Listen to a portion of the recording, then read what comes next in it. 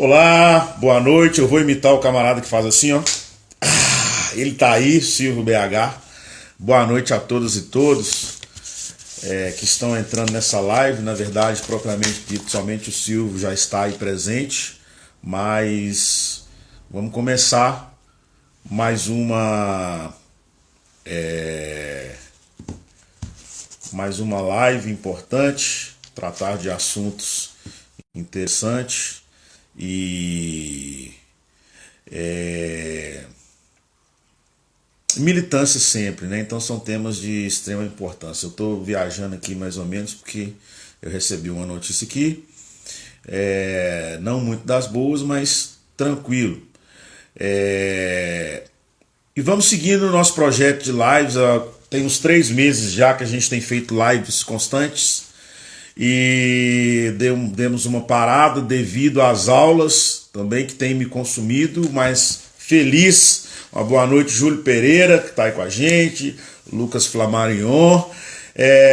Mas as aulas têm consumido meu tempo e eu fico muito feliz porque compartilhar com os alunos conhecimento é uma das coisas mais gratificantes e fundamentais na nossa vida. Então a gente vai nessa caminhada das lives, batendo sempre um papo interessante, papos de grande relevância, assuntos de grande relevância. Eu costumo falar bate-papo porque nós estaremos aqui numa noite hoje especial, como todas as noites, mas a de hoje muito mais do que especial, e vou receber a pessoa simplesmente fantástica, e todas as pessoas que conhecem sabem a importância que é a Tati, o peso que é a Tati, nos trazer conhecimento sempre para a gente. Ela já está aí. Então nós vamos bater um papo hoje sobre mídia, cinema e obviamente a gente vai falar sobre o racismo em todas as suas esferas, sobretudo na questão da mídia, na questão desse racismo estrutural e institucional que a gente vem sempre combatendo. Racismo institucional e estrutural que também está aí na questão propriamente dita da mídia e do cinema. Então, boa noite, Tati, seja bem-vinda. Antes de a Tati pronunciar, eu sei que todos estão e todas estão querendo ouvi-la, mas eu de praxe eu sempre costumo apresentar com a bio, porque eu acho que é extremamente importante que nós façamos sim a leitura de quem são as pessoas, as mulheres pretas, os homens pretos, todas as pessoas, todos os gêneros. Nós temos sim que colocar como que nós estamos ocupando os espaços e como nós estamos cada vez mais em busca do empoderamento e trazendo todos os nossos e todas as nossas conosco, né, e tratando de todas as questões importantes, questões de gênero, enfim. Todas as questões hoje é pauta nossa e nós estamos lutando justamente quando a gente usa uma palavra tão importante que é a igualdade. Então, quando a gente fala em igualdade, nós estamos buscando todos os termos. Então, Tatiana Carvalho Costa, professora, coordenadora do projeto de extensão universitária Pretança na UNA, BH. A mini bio é o seguinte: a Tatiana Carvalho, ela é professora, pesquisadora na área de comunicação e cinema, doutoranda em comunicação social pela UFMG, professora da UNA, conforme eu já disse, em Belo Horizonte, e aonde ela coordena esse importante projeto que é o Pretança, né? Afro-Brasilidades e Direitos Humanos.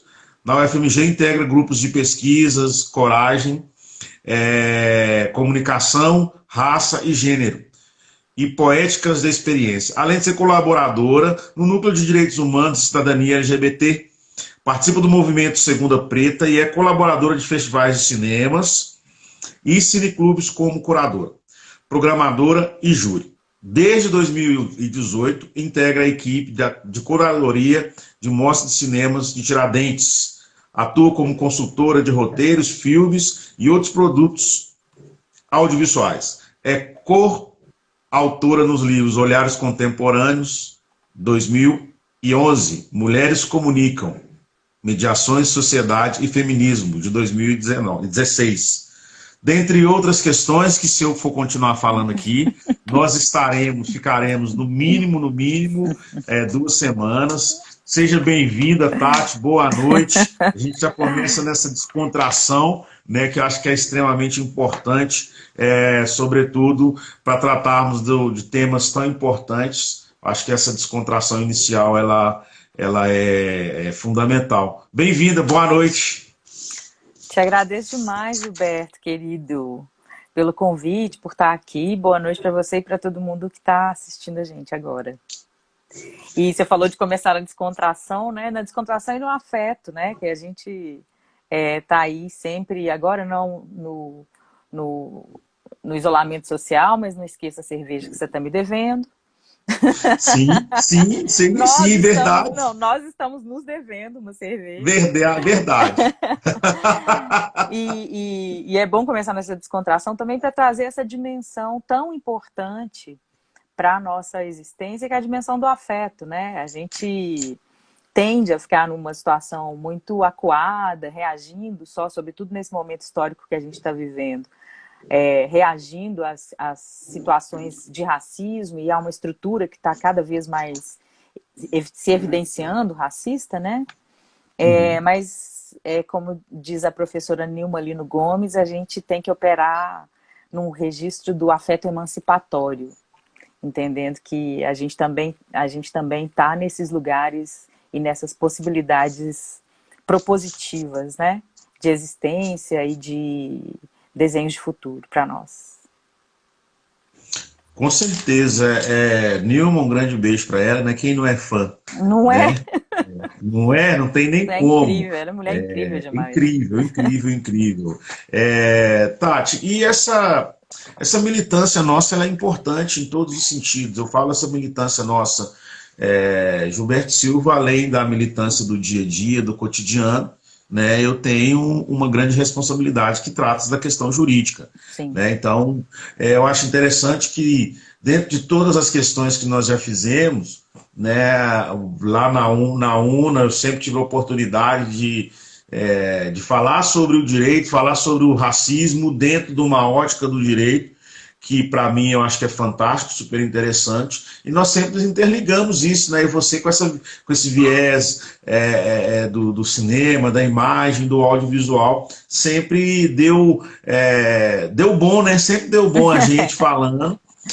Os eventos que você sempre trabalhou ali, fez com a gente na OAB, as rodas de conversa, e assim, numa profundidade, fazendo com que me surpreendesse. Outro dia, a última que nós fizemos lá no Barro Preto, nós temos um amigo, o advogado Dr. Darlen Welson. Darlen começou a falar de cinema, nós olhamos e falamos assim, o que esse menino está delirando? E aí que nós fomos descobrir, né, que ele de fato entende. Então, eu acho que isso é importante, né? E aí, para a gente já introduzir mais profundamente no assunto, Tati, eu vou deixar um abraço para o nosso conselheiro seccional, o doutor Alexandre Costa, que está entrando aí, a dona Ângela, o Rafael do Sabor de Minas, que sempre tem um projeto bacana e sempre está apoiando todas e todas quando é necessário. O doutor Marcos Ribeiro, que é o homem do povo, né? O doutor Marcos Ribeiro é um cara também que ele me surpreende, inclusive na última roda de conversa nossa lá, Tati, ele falou bastante. E o doutor Silvio também. É importante lembrar dessas pessoas, que são pessoas que sempre estão conosco. Bem, Tati, então nós vamos falar, né, sobre cinema, sobre mídia. Eu gostaria que você fizesse assim, uma introdução para a gente dentro do que a gente vai falar. Depois a gente vai levando aí o assunto, né, de uma forma mais leve, e falar sobre a questão dos personagens negros hoje, né? Os filmes dirigidos por pessoas negras, qual a avaliação que você faz em relação às pessoas negras no audiovisual hoje, né? Então, eu acho que é interessante a gente falar sobre isso, porque eu já falo nessa temática de um outro viés. Eu sempre falo com ações afirmativas, com leis e tal, mas eu gostaria que você trouxesse para a gente um esclarecimento em relação a essa questão, tendo em vista a sua experiência e, né, por ser expert no assunto. Ô, Gilberto, eu agradeço esses elogios seus, né? Depois você me passa essa live para eu ficar ouvindo na hora que eu tiver meio baixo astral. Vai ficar disponibilizado. E te agradeço também a parceria, né? Você falou aí no início da gente tá junto em alguns momentos e é sempre importante a sua presença próxima a nós, assim. É uma fonte de inspiração e de diálogo sempre muito produtivo, assim. Eu acho muito, muito rica, assim, a sua presença na vida, assim. É massa. Mas, bom, falando dessa área de estudo, né? Você falou que na introdução aí, eu tô fazendo doutorado em comunicação justamente pesquisando cinemas negros, né? E minha pesquisa, ela surge da constatação, não só minha, né? É um fato aí, para quem está mais no cinema. Estou vendo que Vivi Pistache está por aí também, né? Que é uma crítica de cinema, realizadora, entre outras coisas, que eu admiro muito. Então, existe hoje, paradoxalmente, né, que eu falei no início, que a gente está num momento difícil, né, que é estruturalmente racista, e sobretudo para a cultura, né, a gente está num momento muito difícil para a cultura, de uma guerra cultural mesmo, de um ataque, como se a cultura fosse esse lugar de demônios que precisam ser extirpados da vida pública e não podem viver, mas enfim. Paradoxalmente, a gente vive um momento muitíssimo rico da presença de pessoas negras no campo do audiovisual e do cinema. A gente viu até a interrupção das produções, né? A gente viu mais na televisão a presença de pessoas negras, não só na telenovela, mas, né, a gente tem Maju, por exemplo, no jornal Hoje, da Globo. A gente tem várias pessoas negras presentes com frequência na televisão e a televisão reagindo de uma maneira muito imediata às reivindicações pela presença de pessoas negras, né? Vamos ver até onde isso vai durar como reação, se vai ser política mesmo implementada. Mas, então, na mídia, de uma maneira geral, a gente vê. Na publicidade, a gente vê um aumento, e aqui sem querer fazer propaganda nem nada, mas a gente tem visto alguns comerciais que acabam que me emocionam, assim, com presença de famílias negras, pais negros, né? Que é uma coisa muito rara da gente ver homem negro nesse papel de pai, né? De um pai afetuoso, amoroso, presente, né? Que não é algo que está no nosso imaginário, nas narrativas que são construídas de uma maneira geral sobre homens negros, né? Que são sempre retratados para o imaginário e construídos ao longo da história no imaginário num lugar de marginalidade, né? Marginalidade e criminalidade, não só a marginalidade no sentido periférico do termo, mas sobretudo com uma arma na mão ou envolvidos com crime, né? Tanto no noticiário quanto na ficção. E no cinema, a gente vê não só um aumento de personagens negros, mas de pessoas negras atrás das câmeras, né? Tá aqui o Lázaro Ramos fazendo papel de Zumbi do Palmares. O Lázaro Ramos está dirigindo filme, propondo Sim. coisas, né? Além de ser personagem. Então isso é incrível, assim. E uma quantidade muito significativa, ainda que insuficiente se a gente pensar a proporção da população negra, né? Que é mais da metade da população, mas uma quantidade significativa de jovens desejando fazer cinema, desejando estar no cinema e no audiovisual, não só na frente das câmeras, mas sobretudo atrás, contando a história do nosso ponto de vista. E aí quando eu falo nosso ponto de vista, não é nosso ponto de vista no sentido de entender as pessoas negras como uma homogeneidade, porque isso é um gesto colonial, né? Achar que todo preto é igual. Uma coisa muito linda que está acontecendo agora é a presença de uma multiplicidade de olhares negros. São várias pessoas negras dizendo de várias experiências diferentes, porque somos diferentes entre nós, né? E temos em comum o fato de estarmos numa sociedade estruturalmente, institucionalmente racista. Então, obviamente, os filmes vão tangenciar essas questões, né? Mas tem essa presença grande, eu falei do paradoxo, mas é um paradoxo que se explica. Por quê?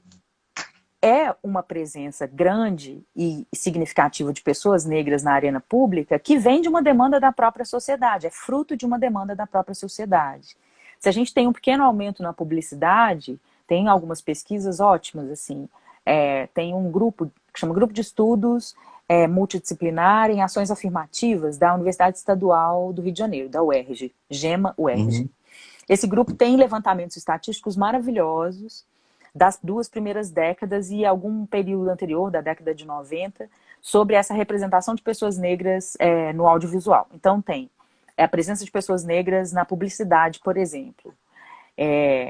A publicidade é um lugar que é bem ruim, assim. Não só, na telenovela também.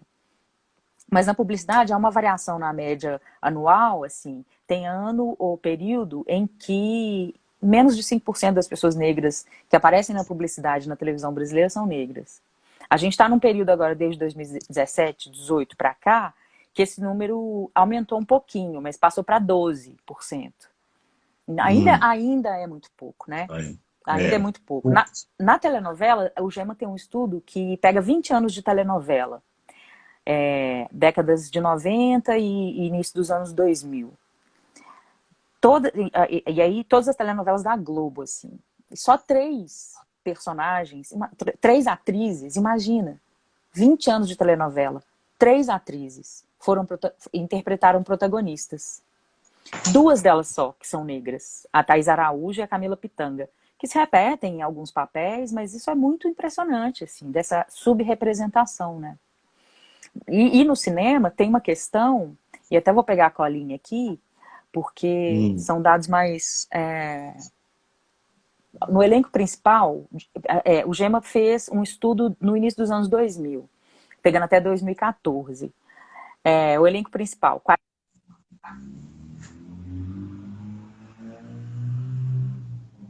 Aqui. Voltou. Voltou. Os filmes de maior bilheteria, assim, pegando essa coisa pro imaginário coletivo, né? Os filmes que vão para a sala de cinema e que fazem grande bilheteria. Dos filmes de maior bilheteria, 45% no elenco principal, né? Protagonistas, 45% são homens brancos, 35% mulheres brancas, 15% homens negros e 5% mulheres negras. Atrás das câmeras, esse número é uma catástrofe, assim, na direção, por exemplo. 2% das pessoas que dirigiram esses filmes são negras e homens. Nenhuma mulher. Até 2017. 2017 isso começa a mudar, porque aí começa a entrar essa meninada. E aí eu chego no ponto do paradoxo autoexplicativo que eu falei. E aí, enfim, já encerro a resposta a essa primeira pergunta, que eu estou me alongando demais. Não, tá ótimo. Tá alongando, não. Esse paradoxo autoexplicativo, eu tenho uma hipótese para ele. A primeira tem a ver com o resultado de políticas afirmativas. As políticas afirmativas são fruto de pressão da sociedade civil. Movimentos sociais organizados que pressionaram desde a década de 70, se a gente for pensar no MNU, né, no Movimento Negro Unificado, que gera, não só o MNU, né, outras forças da sociedade pressionam para, por exemplo, e aí estou entrando na sua área, depois você me explica, me corrige, que gera, por exemplo, a legislação em que o que está na Constituição e uma legislação que reconhece que o Brasil tem racismo. Isso na década de 80. Em reconhecendo que o Brasil tem racismo, gera a necessidade de ações para dirimir isso. Então entram as ações afirmativas e, sobretudo nos anos 2000, as cotas nas universidades. Não só as cotas nas universidades, mas também ações afirmativas na área do fomento à cultura. E isso possibilita um terreno muito fértil para que as pessoas negras não só possam estar nesses lugares de produção cultural e de ensino superior, mas, sobretudo, coloca esses lugares como horizonte de possibilidade para uma geração inteira. Então, mesmo quem não está lá efetivamente, começa a entender que aquilo ali é para ela também. Isso é muito importante, assim, para uma sociedade, né? Então, a gente tem, no início dos anos 2000, a pavimentação desse horizonte de possibilidade, a construção desse horizonte de possibilidade que vem de pressão da sociedade civil, de um poder público que está atento a isso e a implementação ainda que não satisfatória, mas inicial disso. Então isso gera uma geração inteira que cresce com essa possibilidade. Então vários jovens negros começam a estar na universidade, se formando em cinema, e os que não estão na universidade estão ali nessa energia, expostos a essa questão simbólica e de possibilidade do desejo. Isso é fundamental. Então, começa a aparecer essa galera. Isso eu estou falando do universo do cinema e audiovisual, né? Mas a gente presencia na sociedade pessoas negras em diversos lugares. E isso incomoda. Incomoda porque a gente vive numa sociedade racista, colonial, com uma mentalidade republicana, eugenista. Então, preto não pode estar nesses lugares, assim, de jeito nenhum. Tem uma hierarquia muito delimitada. Isso incomoda demais. E isso que eu estou chamando de paradoxo autoexplicativo, né? Esse tanto de gente preta, ainda que nem trisca na proporção que a gente é na sociedade. Mas esse tanto de gente preta nesses lugares de poder, porque é um lugar de produção de discurso simbólico, é um lugar de poder, incomoda quem está no poder, né? E aí você tem uma reação violenta. Não pode. Então vamos parar com isso. Né? Então, no momento em que essas políticas, essa pressão da sociedade começa a gerar esses primeiros frutos, que é uma geração que já desponta com esse horizonte de possibilidade, vem a institucionalidade, o racismo institucional e estrutural com um facão para cortar, né? Mas essa imagem, eu usei essa imagem do facão pensando nisso, né? Vai cortar a folha, não vai cortar a raiz. A raiz já está aí. Verdade. Né? A raiz já está aí. Por isso, eu sou otimista em certo sentido. Assim, essa onda vai passar, mas uma coisa que é fundamental, que não existia antes, que é a possibilidade do horizonte do desejo, isso não tem jeito de acabar. Não tem, não. Eu acho, né? Espero que sim. Então é isso, assim, a gente tá nesse momento que tem uma parcela significativa e poderosa da sociedade incomodada, obviamente não só com a presença de gente negra, né, incomodada com um monte de coisa, e que reagiu violentamente, né. Claro que só isso não explica esse estado de coisas em que a gente está agora, mas no caso específico do audiovisual, eu acho que uma parte significativa dos nossos problemas tem a ver também com isso. É profundo isso, né? Se a gente parar para poder analisar todas essas questões, sobretudo das estruturas. Tati, eu sempre penso numa questão. Quando você fala do nosso país, eu sempre lembro, eu gostaria de acrescentar duas coisas que você falou.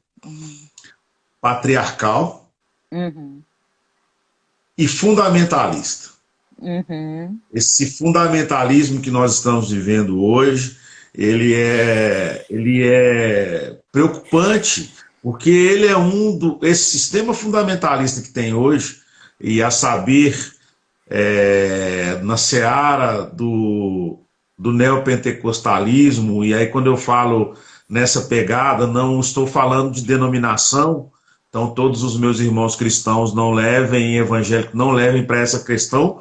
Quando eu falo neopentecostalismo, é uma vertente que existe hoje de domínio político, econômico, religioso, e que as pessoas ainda não pegaram ainda qual que é a pegada.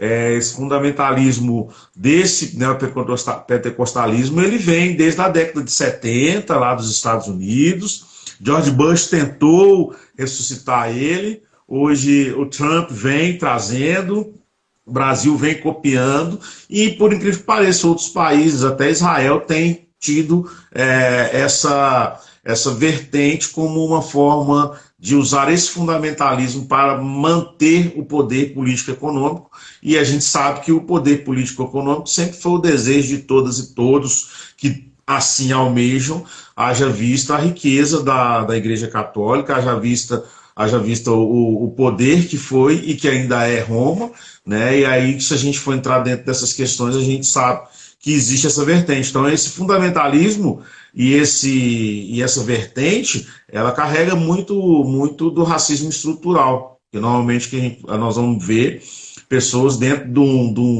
um aspecto eurocentrista, pessoas com fenótipo eurocêntrico, sim, e é uma grande realidade. Só que essas pessoas acabam que, para a ascensão, elas buscam a nossa pessoa, as pessoas pretas, para elas terem uma ascensão. Aí a gente tem várias vertentes de exploração da fé, exploração do voto através da fé e a mantença do poder, sabendo que, na maioria dos necessitados e as pessoas pobres são as pessoas pretas. Pois bem, viajei aqui um pouco, eu também sou... Mas é interessante, Tati, o que eu ia complementar aqui é o seguinte, justamente dentro desse fundamentalismo, dessas questões, nós tivemos aí o caso do Tami, né, mas eu queria trazer, dentro do que você falou, os perfis e a diferença, e aí eu vou passar, não vou tocar na questão do Tami agora, mas eu vou tocar numa questão, que todas as pessoas horrorizaram quando o Brasil se rebelou com a propaganda do Tami, né? Só que eu acho que as pessoas esqueceram do racismo também, né? Porque, salvo engano, uma marca de perfume lançou uma família preta como a família padrão brasileira e ela teve não sei quantos mil dislikes e campanha para que não comprassem mais aqueles produtos. Uhum. Então, assim, eu estou falando isso por quê? Porque é uma publicidade, é uma TV, aliás, são coisas que estão na TV. Como que você absorve isso? Como que você vê esses ataques todas as vezes que quebram o racismo e fazem a verdadeira promoção e, na verdade, a ocupação de espaço que as pessoas pretas fazem na mídia, tirando os filmes, tirando as telenovelas, que a gente tem muito que avançar ainda, mas e nessas questões dos comerciais e esses ataques, Tati, como você vê isso? Não. Vou dividir em algumas partes aqui. Sobre fundamentalismo, tem uma frase que circula nas redes sociais que eu gosto muito. Jesus é massa. O problema é parte do fã-clube. E são pessoas que distorcem até um fundamento, assim, que é a ideia do amor, né? O amai-vos uns aos outros. Eu tenho uma formação católica, crismada, batizada, crismada e tal, mas não segui o catolicismo. Atualmente eu sou do candomblé. E é muito impressionante, assim, pelo menos pelo que eu me lembre, né, das aulas de catecismo, era basicamente os princípios de comunhão, de empatia, né, os ensinamentos que eu cheguei a ler na Bíblia.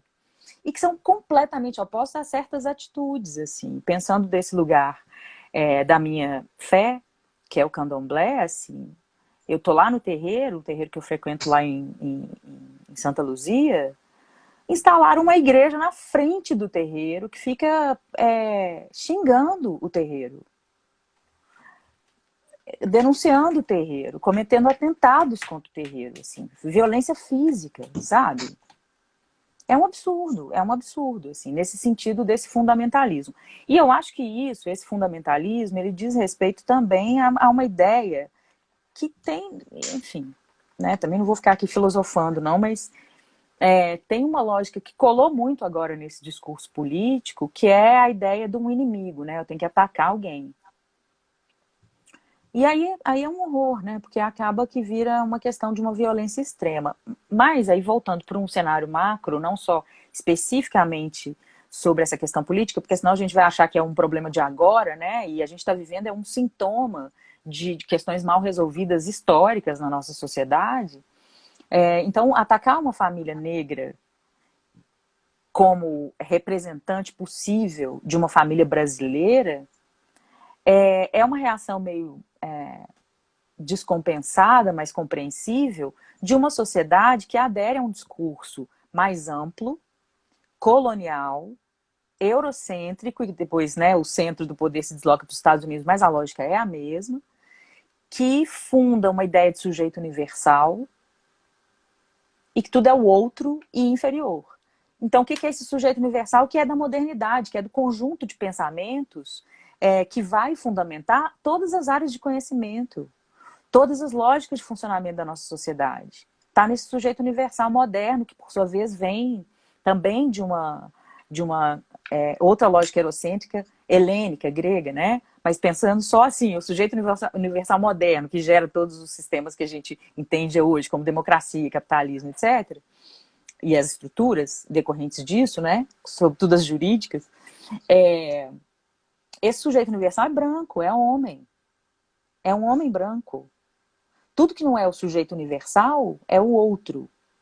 A norma está a partir desse sujeito universal, submetida a essa ideia, a essa construção, né? Que está lá em Hegel, está lá em Kant, se a gente for pensar nesses pilares do conhecimento que a gente herda, né? O Hegel dizia que a África não tinha história e que não tinha... Os sujeitos da África não eram sujeitos plenos da razão, né? Lá em filosofia, como é que é? Filosofia da história? Não lembro, porque eu tive essa aula, mas não li tudo não, mas passa essa parte aí. Mas enfim, tá no Hegel, né? O Achille Mbembe vai fazer um texto, um livro, cujo título é uma oposição ao Kant. Em vez de crítica da razão pura, é crítica da razão negra que ele vai falar. E ali nesse livro vai criticar o Kant e o Hegel também nesse sentido, né? De que sujeito que vocês estão falando, de que razão que vocês estão falando, né? Então, tudo que fundamenta a nossa subjetividade moderna, digamos assim, a própria ideia de progresso, né? A nossa bandeira lá tem ordem e progresso. Ordem e progresso. De que progresso vocês estão falando, eu acrescento, né? Assim, de que sujeito, de que razão e de que progresso. É tudo eurocentrado, dessa matriz eurocêntrica colonial. E necessariamente isso precisa, para estar no topo, precisa de mecanismos de hierarquia, né? Um dos mecanismos, obviamente, é a racialização. O outro é a dinâmica em torno do gênero e da identidade de gênero e da orientação sexual. Então, você falou aí do patriarcal, né? E aí eu volto nessas duas categorias. Homem e branco são lugares de poder nessa lógica. E aí, simbolicamente, subjetivamente, nossa sociedade acaba funcionando de acordo com essa regra. E aí causa um enorme estranhamento quando se coloca num lugar de normalidade o que não é branco. As pessoas reagem violentamente, porque aquilo que causa um distúrbio interno. Peraí, mas isso não é normal. Não pode ser. Né? Só que, e aí, entendendo, eu falei antes, né, que a produção audiovisual é um lugar de produção discursiva e, portanto, um lugar de poder, porque é um lugar de reiteração desse discurso. Porque, voltando ao Achille Mbembe que eu citei, né, esse filósofo camaronês, ele vai chamar essa construção hierárquica negro-branco como uma ficção colonial, né? É preciso inventar essa grande homogeneidade por características fenotípicas negro como inferior, África subsaariana, para poder criar um marcador comum para uma grande gama de pessoas que pode ser não só escravizada, mas comercializada, né? Portanto, objetificada. E a gente herda isso hoje, né? Sempre atualizado pela linguagem. E aí, quando se coloca pessoas negras em lugares que tradicionalmente sempre foram ocupados por branco no imaginário, isso causa um distúrbio, é meio disruptivo, se você pensar. Algumas pessoas vão... né? Citaram aqui, por exemplo, o Pantera Negra. Que maravilha que eu posso ser herói também, né? Um jovem negro vai dizer. Mas muita gente achou aquilo demasiado, não precisa disso. Porque herói já temos, né? O Homem-Aranha tá aí. Por que o menino preto não pode se vestir de Homem-Aranha? Teve um monte de gente que questionou o Pantera Negra. Olha que absurdo. Né? Então é isso, a gente tem um enquadramento. Por isso também, né? E eu acho que também as suas falas sobre racismo vão muito nesse sentido, né? Combater o racismo não é só combater um indivíduo racista. O antirracismo é muito mais complexo que isso, né? E as pessoas brancas precisam muito entender isso. Que não basta não querer ser racista, né? A Angela Davis que fala, né? Não basta não ser racista, é preciso ser antirracista. Nesse sentido, porque senão eternamente vai ficar esse estranhamento de pessoas negras aparecendo, ou pessoas não brancas de uma maneira geral, né? Imagina se fosse uma família indígena, e aí o comercial ainda encerraria: esta é a verdadeira família tradicional brasileira, como tem vários memes rolando na internet. Nossa, as pessoas iam quebrar a televisão. Não tem dúvida, não tem dúvida. Infelizmente, você falou uma coisa aí que eu achei interessante, Tati. Quando você fala de quando os terreiros são apedrejados e essa violência, é importante a gente lembrar que na Lei 7.716 de 89, que é a lei de racismo, ela tipifica essa questão da religião. Então, para quem está nos assistindo, eu gosto de sempre escurecer essa ideia, no sentido de dizer o quê?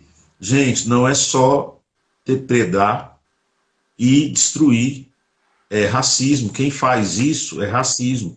Não trata-se de intolerância. E não adianta querer dizer que é a questão da diferença de religião, e nem venham com a palavra intolerância. Na verdade, é crime, não é intolerância, é crime. E nós temos que lutar contra isso, porque o Cristo não ensinou isso para ninguém.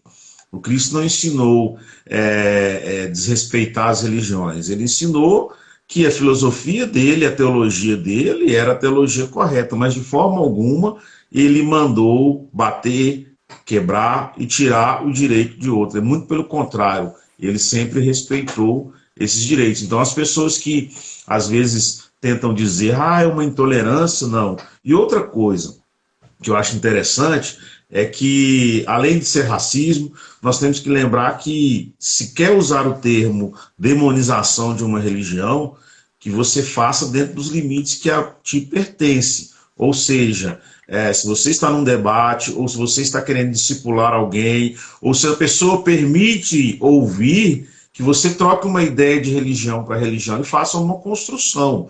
Agora, muito embora tenha todos os conceitos, tanto do cristianismo quanto do candomblé, mas eu acho que é cada um na sua vertente, cada um na sua. Abriu-se o diálogo, sim, aí se eu acho que é do demônio, se não é do demônio, eu vou trocar uma ideia. Agora, usar o sagrado, entre aspas, para, às vezes, até matar, incriminar, para separar, dentre outras questões, eu acho que é muito temerário, e nós, infelizmente, temos vivido isso cotidianamente. E na militância do direito, eu tenho tido, sim, demandas em relação a isso, e todas as vezes que eu vou, eu falo com as autoridades, com a polícia judiciária, não é um atrito verbal, isso trata-se de racismo, racismo religioso, e pego a legislação e mostro. Então, várias das vezes, os delegados falam assim, doutor, quantas e quantas vezes isso aconteceu aqui, e eu não me atentei para essa questão e levei como se fosse apenas uma discussão, como se fosse um atrito verbal. Então, nós temos que atentar para essas questões, né?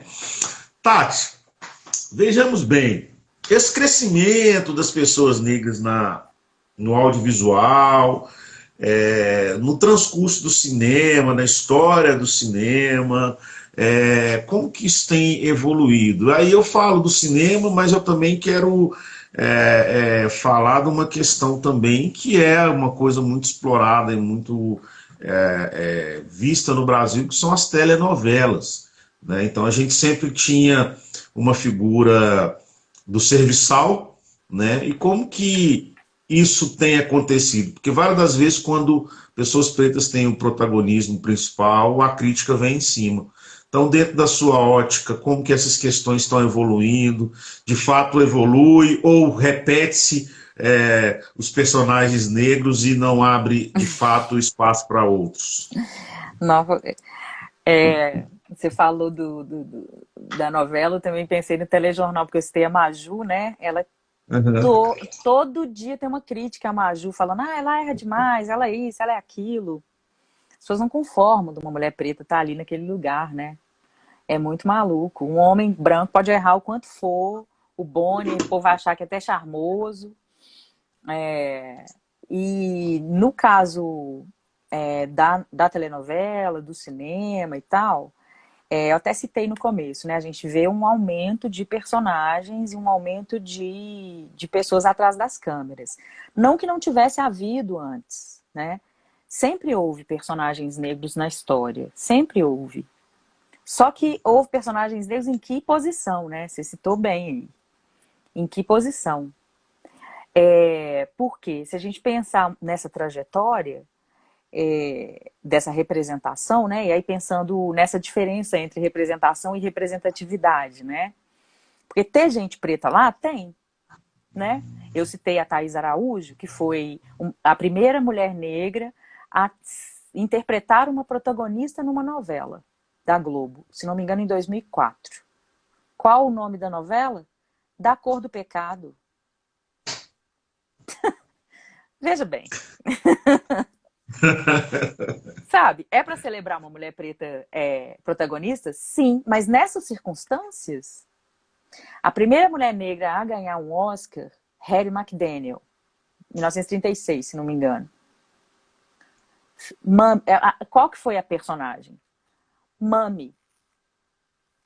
E tem uma autora que chama Patricia Hill Collins, que ela é ótima, feminista negra, que ela tem um conceito que ela agencia que chama imagens de controle. É mais do que estereótipo, são imagens de controle, para determinar e reiterar permanentemente a maneira como a sociedade tem que funcionar. Uma das imagens de controle que ela fala é justamente essa personagem que a Hattie McDaniel interpretou, que é a Mami, ou a Mãe Preta, que é essa figura que é quase da família.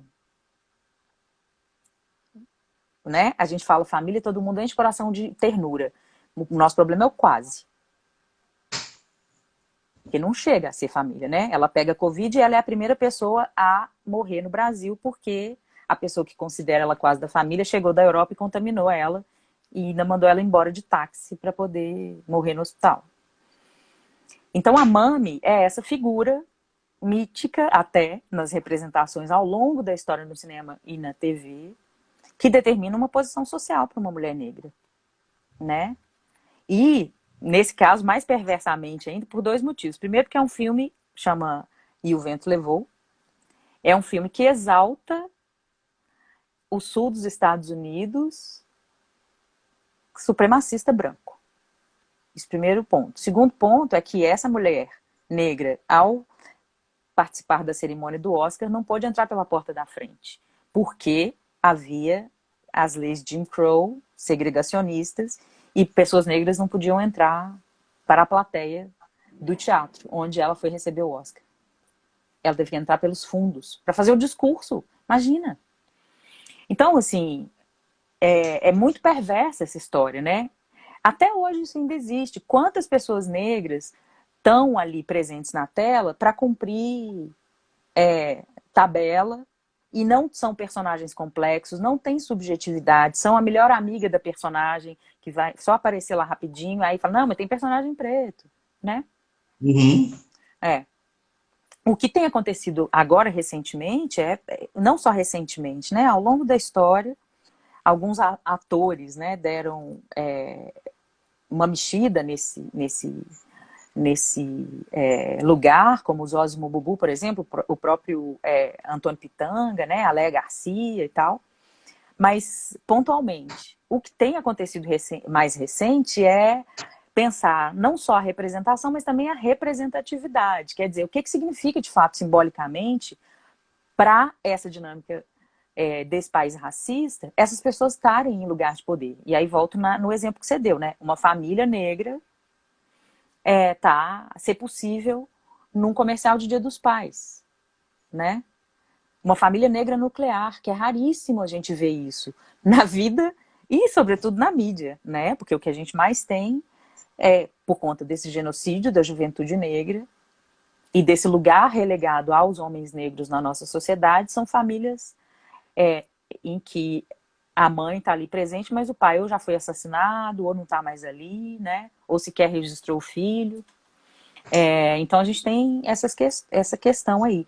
Então, atualmente, assim, existe uma mudança muito significativa dessa presença, né? Do ponto de vista qualitativo, não só quantitativo. E coexistem esses modelos, né? Esse modelo cheio de estereótipos e com essas imagens de controle, que ainda objetivo o corpo da mulher negra, né? A mulher negra é a boa de cama e não é a mulher para casar, assim, tem essas distinções, tem essa mãe preta, ou então a mulher negra que é barraqueira o tempo inteiro, agora mais recentemente a lacradora, o que não é em si um problema, sabe?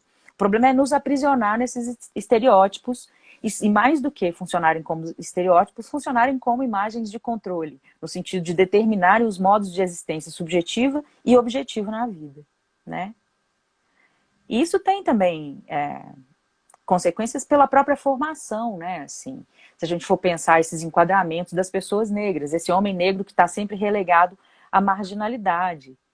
E aí eu até queria perguntar isso para você, assim, também. A gente herda muito um raciocínio que é da formação republicana brasileira, né? A República Brasileira tem bases eugenistas.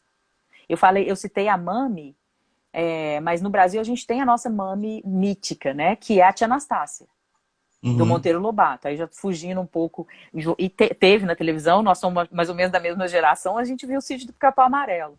A tia Anastácia era aquela mulher completamente submissa, né? Ali é a lógica daquela família, sem outros desejos que não servir aquela família. E ela é uma construção de um homem que seguia a cartilha eugenista, né? O Monteiro Lobato. As cartas que Monteiro Lobato trocava, numa delas, falava muito claramente que o Brasil não dava certo porque não tinha uma Ku Klux Klan para botar as pessoas pretas no seu próprio lugar. E essa mentalidade eugenista funda várias coisas, né? Do funcionamento da nossa sociedade, não só do ponto de vista simbólico. O direito herda muito disso também, né? Do pensamento do Nina Rodrigues, por exemplo. O direito, ele herda muito, muito, muito, muito. A gente estava falando de uma questão, aí quando você falou Hegel, né, Kant, aí você me pergunta se o direito herda isso. Ele herda por demais, e eu estava falando sobre isso, tem até um podcast que está no Spotify, que eu falo sobre aquela sentença da juíza que na dosimetria da pena, ela aumenta a pena por conta da cor. Aquilo é um horror, então, gente. Só te falando disso, já respondo a sua pergunta, se no direito tem.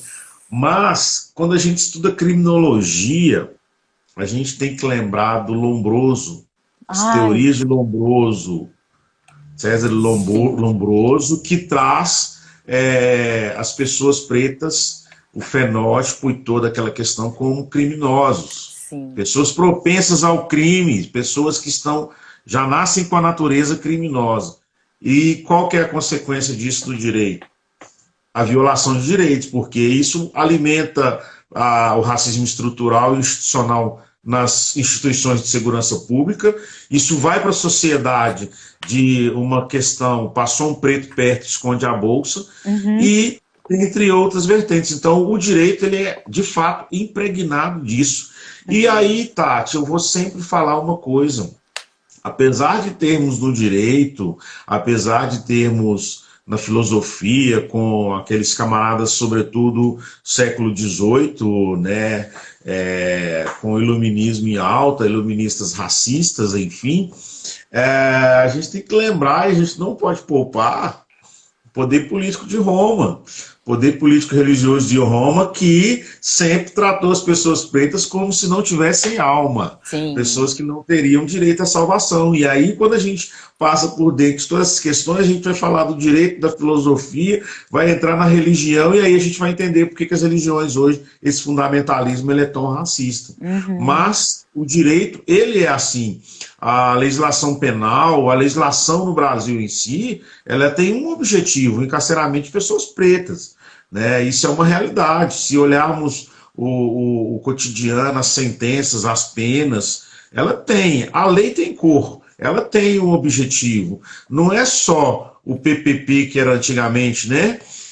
Que usavam 3 definições. Ele é mais para as pessoas negras mesmo, a gente pensar no direito com a lei de vadiagem. A lei de vadiagem, ela ia atingir as pessoas pretas que não tinham emprego, que não tinha moradia, que não tinha nada. Então, a pretinha andando na rua aí, nós vamos pegar. Então, o direito, ele tem muito, muito, muito, muito disso.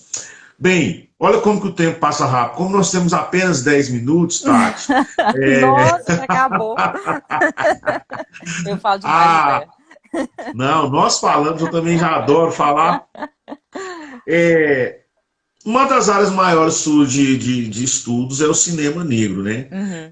Por que que você chama de cinema negro? Por que que é importante a gente falar disso? É, é, por que não se fala em cinema em geral? Eu vou responder isso recuperando isso que você acabou de falar, né? Por quê? Por que que é preciso ter uma comissão para a promoção de igualdade racial, né? Se a lei é para todos. Você acabou de desconstruir isso aí e falou, ó, não é, né? Não é. Tem uma expressão que eu gosto muito que chama essencialismo estratégico, né? Eu fiz uma construção toda do raciocínio para falar que a ideia do negro é colonial, a homogeneidade, não sei o quê. Só que a gente tem que jogar com isso, assim. A gente tem que jogar com isso. Se a gente conjuntamente é subalternizada, assim, é fundamental que a gente conjuntamente se oponha a isso, né? Então, a ideia do cinema negro, falar em cinema negro é falar de uma posicionalidade opositiva, né? Assim, para positivar, sobretudo, esse tipo de cinema e essa identidade, né? É uma demanda de positivar uma identidade que é negativada culturalmente, né? Mas, como eu disse no início, assim, eu estou dizendo uma multiplicidade de sujeitos, não é de uma única posição subjetiva, né? São vários sujeitos e que se unem, né? E atualmente, falar em cinema negro não é só falar dos filmes, é falar de quem pesquisa, que tem gente preta cada vez mais pesquisando e falando desses nossos lugares. É gente que está nas curadorias e programação, quer dizer, selecionando os filmes que vão ser vistos em festivais, em canais de TV. Falar de gente que faz crítica de filme, que tem mais gente preta nesse lugar também, e mais gente preta na frente e atrás das telas. Então é de um grande quilombo. E num sentido que eu acho muito bonito que a Beatriz Nascimento fala, que é não só no quilombo como esse lugar de reação, como esse lugar aguerrido, como esse lugar de resistência, mas o quilombo como lugar de possibilidade de vida, de arranjos para a possibilidade de vida. Ela fala, como é que é a frase dela? Possibilidades nos dias da destruição, nos dias de destruição. Que é um conceito que ela tem de paz no quilombo, né? A paz no quilombo não é a paz branca, não é a paz branca da paz e amor, não. É quando a gente está bem produzindo, pensando futuro. Então, é esse tipo de aquilombamento que, por exemplo, a Segunda Preta, da qual eu faço parte, é também. É uma junção de pessoas pretas, heterogêneas, que estão ali sobrevivendo no que querem fazer, assim. E propondo e, portanto, abrindo flancos para poder se pensar num futuro. E aí falar em cinema negro é falar desse aquilombamento, sabe? Entendi. Tati, para a gente caminhar para o final, com relação ao mês, né, da visibilidade lésbica, pensando na Hum. interseccionalidade, o que que você pode falar para a gente, comentar sobre essa questão da presença das lésbicas, sobretudo as negras, né, no audiovisual, na televisão, nas telas, enfim, o audiovisual num todo, no geral. Nossa, lésbica negra é o fim da cadeia produtiva, né, gente? Se mulher negra, imagina, mulher negra lésbica é o fim da cadeia produtiva, né? Eu participei de muitas lives esse mês, estou participando aí, né? Porque eu sou mulher, eu sou preta, sapatão, macumbeira, imagina, gente, eu sou o fim da cadeia. A base da base da pirâmide. Tipo, né?